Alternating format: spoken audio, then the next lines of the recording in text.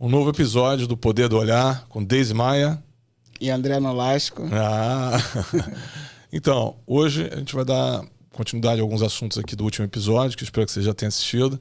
E eu queria entender, Deise, como foi que você começou a ter essa conexão com as primeiras pessoas de televisão, famosas, antes de chegar no programa de televisão. Como é que foi esse seu primeiro contato? Quem foi a pessoa? O que aconteceu?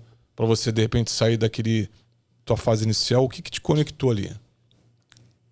Eu comecei a fazer a sobrancelha da Flávia Alessandra e nós ficamos muito amigas e ela sempre divulgou muito o meu trabalho. E através dela, o meio artístico ficou me conhecendo, né? E daí outras pessoas também... uma pessoa foi puxando a outra, né? Com relação a pessoas conhecidas, né? E depois você foi convidada para um programa da Ana Maria Braga. Foi um dia? Foi uma vez? Como é que foi isso? Então, eu fui... O primeiro programa que eu realmente fiz foi o... Eu fiquei sabendo que foi um acontecimento. Foi. E daí começou a jornada televisiva, né? Mas então, antes a Ana Maria teve... Foi o Super Bonita, né? Que fui convidado para fazer. E foi ótimo. Teve uma divulgação bem legal. Algumas matérias no Jornal Hoje e programas de televisão, assim, que agora eu não estou me recordando quais foram, porque foram muitos. E eu fazia também a sobrancelha da Simone, cantora. E era muito amiga e tudo, e ela me apresentou na Maria Braga. E aí a Ana Maria Braga me convidou para fazer um programa. E assim, eu não tinha ideia do que representava o programa da Ana Maria Braga, né? Porque eu fui lá, fiz o primeiro dia, e ela gostou tanto, o Louro José, foi uma brincadeira e tudo. E aí eles me convidaram para ficar um outro dia, porque o assunto realmente era um assunto peculiar, né? As pessoas não estavam muito acostumadas a ouvir falar sobre sobrancelha, muito menos de uma forma profissional, né? E depois desse dia, quando eu voltei para o Rio, que eu acordei, a minha casa era uma loucura, os telefones tocavam e eu realmente me surpreendi com a quantidade de pessoas que assistiam esse programa, tanto no Brasil quanto fora do Brasil, e que estavam me acessando e me ligando para marcar e me ligando de fora para fazer curso. E aquilo ali até me assustou um pouco, porque eu vinha organicamente, né, trabalhando ali com a minha arte, com os meus amigos, com as pessoas que eram importantes na época, e isso para mim também ficou muito importante, né? Eu me senti importante atendendo pessoas importantes, né? Deise, então você foi fazer um dia lá com a Ana Maria e ela te convidou para voltar no dia seguinte? Eu já fiquei em São Paulo mesmo. Bacana, isso é difícil, hein? Legal. É verdade. Também nessa revista aqui, na Fashion Life, né, nessa edição, a Deise Maia teve aqui a matéria Fronteiras do Olhar, e essa foi a matéria mais lida da edição, Deise. Como é que você explica isso? Uma revista que falava de tudo do universo do luxo, Fashion Week Milão, Nova York. Justus. Tinha um Justus dentro, uma entrevista também. A matéria foi a mais lida da edição. O que tem nessa sobrancelha da Deise Maia que dá esse engajamento todo? Olha, da Deise Maia eu não sei, mas a sobrancelha é uma estrutura que ela atua muito em questões internas. Eu sou psicóloga e estudei muito isso, então assim, a autoestima, o poder e a sensualidade são três coisas que são diretamente ligadas com a sobrancelha, né? Existe uma coisa chamada fisionomonia, que é o estudo dos traços fisionômicos. E essa região aqui, ela está diretamente ligada a isso. Então, quando você mexe na sobrancelha, quando você fala de sobrancelha, automaticamente essas coisas elas afloram. Pode ser até inconsciente, mas elas afloram. Então, eu acredito que, por isso, essa matéria tenha chamado tanta atenção, né? E é claro que eu dei muito da minha personalidade para o trabalho, né? De sofisticação, de mercado de luxo, de atendimento. Então, acho que tudo isso juntos é que realmente fez com que essa matéria fosse um grande sucesso. Até hoje, pessoas me procuram por causa dessa matéria. Isso é incrível. Bacana. E você, como psicóloga e também depois da passagem por algumas outras empresas, o que você entende que isso até hoje influencia no teu dia a dia, com as pessoas que você atende, o teu conhecimento de psicologia com o design de sobrancelha? Como é que é esse contato, né, com a tua cliente? Porque assim, é um momento único de vocês duas, onde você não está fazendo só o trabalho de design de sobrancelhas ali, mas tem uma comunicação, tem uma interação. Eu sei que tem algumas clientes que você vai atender lá e às vezes fica 2 horas conversando, 3 horas. Tem um lado também dessa conexão da psicologia com o teu trabalho? Sim, porque quando você faz uma sobrancelha, você conversa muito com a pessoa, né?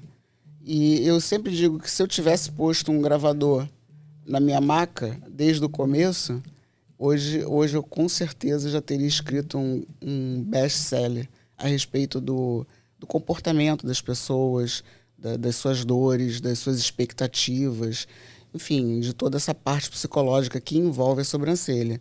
E eu acabei ficando muito amiga de algumas pessoas. E atendia, por exemplo, a Narcisa, eu ia fazer a sobrancelha dela. Que Narcisa? Narcisa Tamborideg. E a gente ficava o dia inteiro. E ela toma muito champanhe mesmo? Ela é amante da champanhe? Tomávamos. Legal. Muito champanhe, muito legal. E era sempre muito, muito gratificante. E uma coisa muito importante... A sobrancelha que dura o dia inteiro. É a sobrancelha que dura o dia inteiro.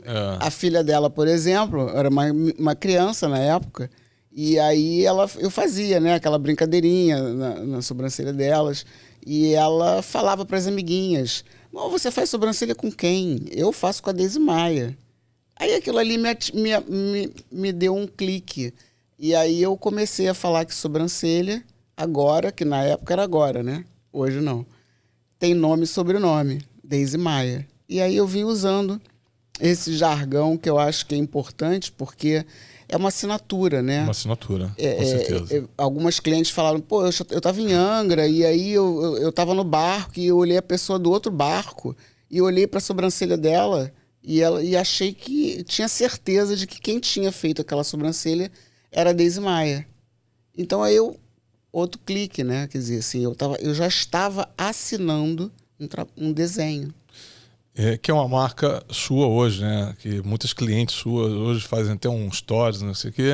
Minha sobrancelha tem nome e sobrenome, Deise Maia. E a sua? Foi o meu primeiro vídeo, legal. Que foi bem legal. E a sobrancelha, ela é a moldura do rosto? A sobrancelha é a moldura do olhar. Tanto, eu estou escrevendo um livro, estou fazendo já há bastante tempo, em que um título, não vou falar todo, mas é Sobrancelhas, Fronteiras do Olhar. É realmente uma fronteira que você pode explorar muito. Então, assim, não digo a moldura do rosto, mas do olhar, com certeza. Do olhar. E o olhar, assim, tem que ser muito bem tratado, né? Porque pelos olhos, às vezes, você se comunicando com uma pessoa, você percebe que ela está triste ou alegre, decidida ou indecisa. Então, sim. Fala um pouquinho disso. Então, por isso é que a sobrancelha, fronteiras do olhar, moldura do olhar, porque, na verdade, é como o outro te vê. Isso aqui é importante. Claro, como você se vê e como o outro te vê. Porque se você tiver com uma sobrancelha com um ângulo nesse ângulo, você passa para o outro que você está triste. Como o bonequinho que ri e chora. Ele chora assim e ri assim. Bacana. Então, com uma simples mudança de ângulo, você muda como a pessoa está te vendo. E como você se vê também. Porque você não é legal você chegar na frente do espelho e se vê com um semblante entristecido, né? Então a sobrancelha ela tem esse poder, realmente. E esse cuidado com a beleza, né? Ele já atravessou o universo feminino e foi para o universo masculino. Sim. Hoje eu vejo aí Cristiano Ronaldo, pessoas famosas no mundo inteiro que estão cuidando dessa parte do nosso rosto, né, que está conectado ao olhar, que é a sobrancelha. Os homens estão engajando mais, estão se preocupando mais Sim. com seus cuidados pessoais. Quer dizer, para você ter uma ideia, quando eu falei que atendi Olavo Monteiro de Carvalho, Moses Safra e o ex-marido da Cláudia Raia, o Edson Celulari. Então, esses são homens que naquela época já estavam preocupados com sobrancelha. E não são pessoas de televisão. O Olavo, o Moses, era um cuidado mesmo com a aparência, com o cuidado da estética. E assim, naquela época, eu já tinha visualizado o que ia acontecer hoje. A coisa ia realmente transbordar para o mercado masculino. Porque é muito importante, mas tem uma ressalva.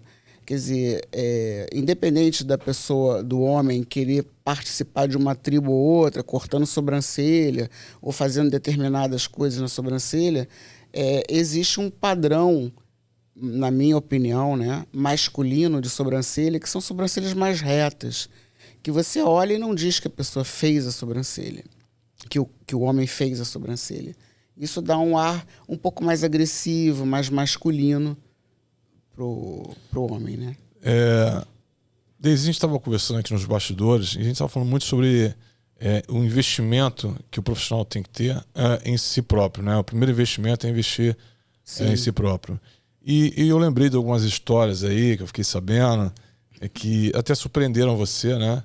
E que uma vez, parece que uma cliente, eu queria que você contasse essa história, só vou relembrar.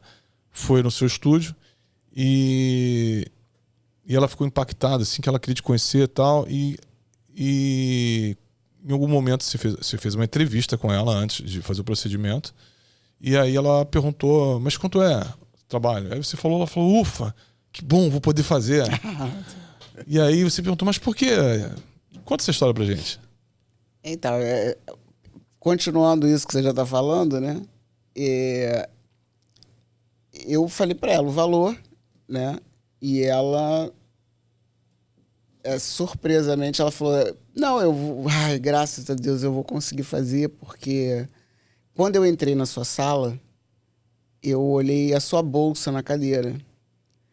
E quando eu vi a bolsa, na mesma hora eu achei que eu não ia conseguir fazer a sobrancelha pelo valor que você me cobraria, porque ela estava entendendo que quem tem boas coisas, né, uma boa bolsa, um bom carro, boas roupas, é porque é bem paga. Se ela é bem paga, ela faz muito bem, mas nem sempre as pessoas podem pagar aquele valor, né?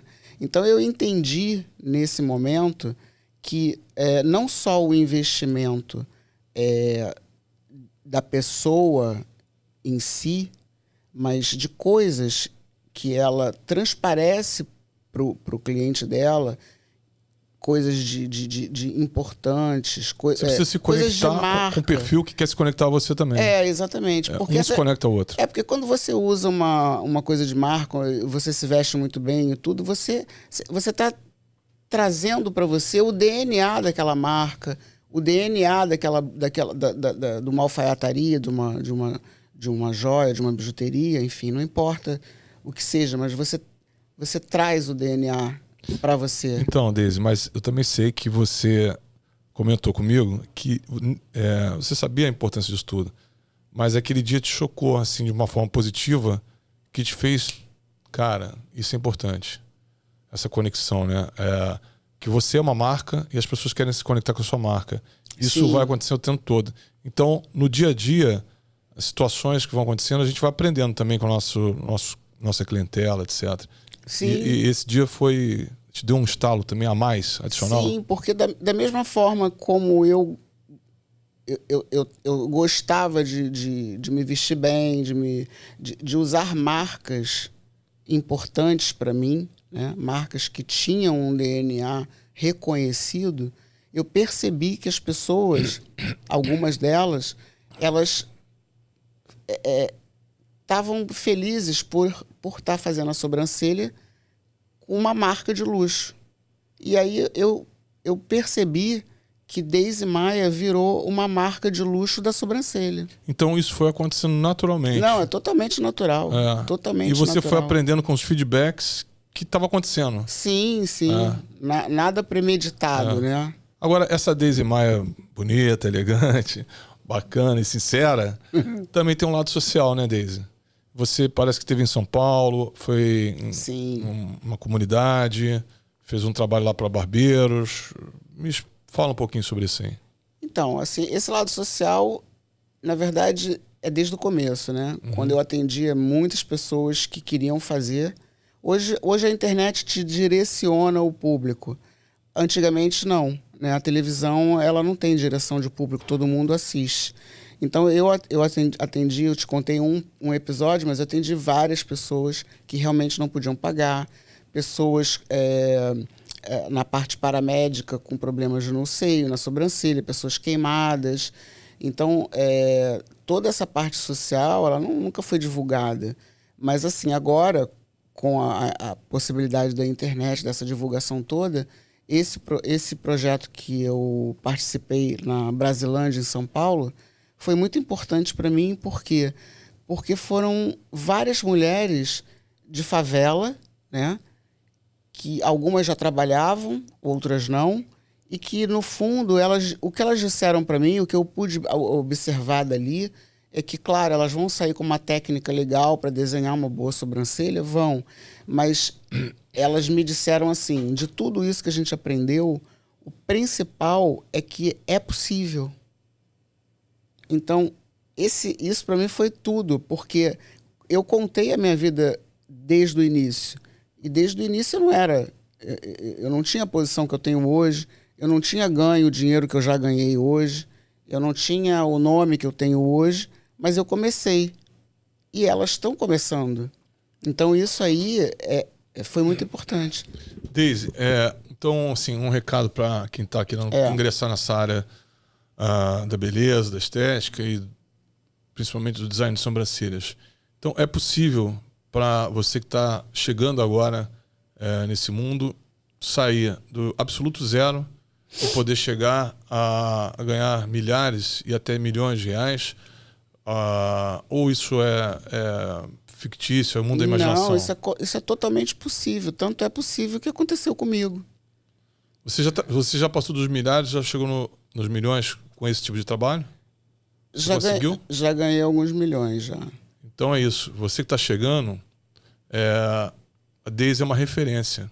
A Daisy começou pedindo praticamente licença para trabalhar num salão. Né? E começou ali humilde, sem nenhum cliente. Você tem clientes? Tenho. Enfim, os clientes acabaram chegando. A primeira coisa que você tem que fazer é acreditar no seu potencial, ter amor pela profissão e agir. Sem ação, não chega a lugar nenhum. Exatamente. Você tem que ter um propósito, você ter o objetivo, ter o seu alvo, e aí você vai caminhando naquele sentido. Tudo que você faz, você tem que ter em mente o que você quer fazer, o que você quer ser, e ser com muito amor, com muito queimando o coração. Você tem que estar fazendo... Pode ser outra coisa. Se não for sobrancelha, pode ser uma outra coisa. Mas tem que estar queimando.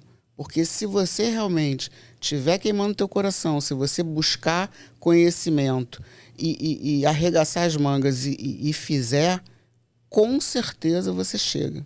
Então a gente poderia dizer também que hoje as suas clientes não são mais clientes, são amigas. A maioria delas. E o bacana é que quase todos os dias tem sempre alguém novo. Legal. Porque são pessoas que indicam as outras. Isso quer dizer, é o marketing de relacionamento, né? Que foi a minha vida inteira assim, né? Eu fui boca a boca mesmo.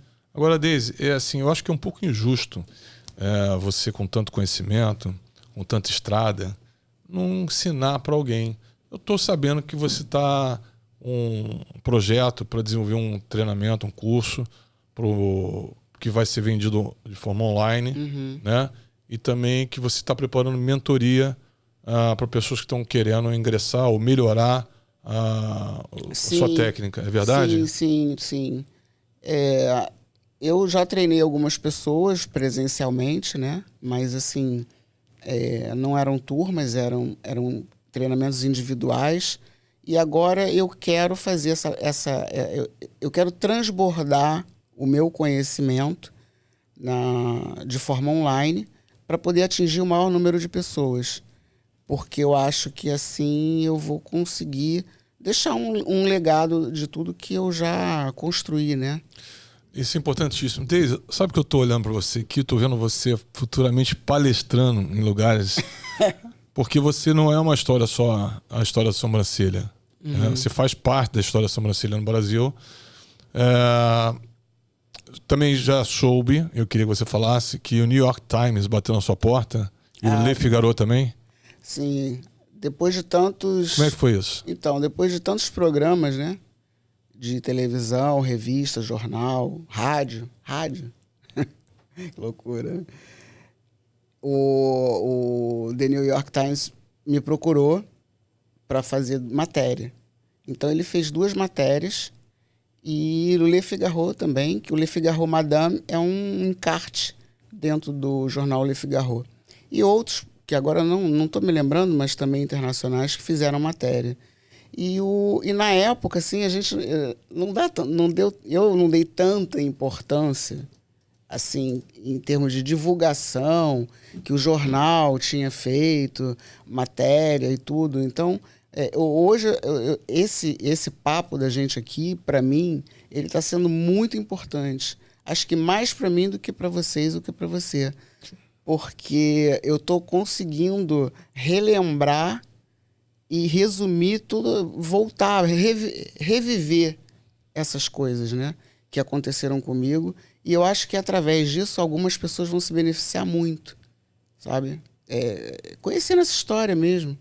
Deise, então quer dizer que agora a Deise Maia, que antes ficava ali no estúdio dela, né, tinha a sua vasta e boa clientela, agora vai se comunicar mais com um grande público, através de internet, né? Porque televisão já foi. E vai ter o produto, né? Que é um treinamento. Deise Maia, vai ter mentoria. Sim, eu acho que uma coisa bem importante nesse treinamento, que eu queria descomplicar um pouco a coisa do desenho. As pessoas estão complicando um pouco demais o desenho. É aquela coisa que você tem que olhar e corrigir, não precisa marcar com régua para lá, para cá. O artista, ele não precisa disso. Então, eu queria descomplicar isso. Bacana.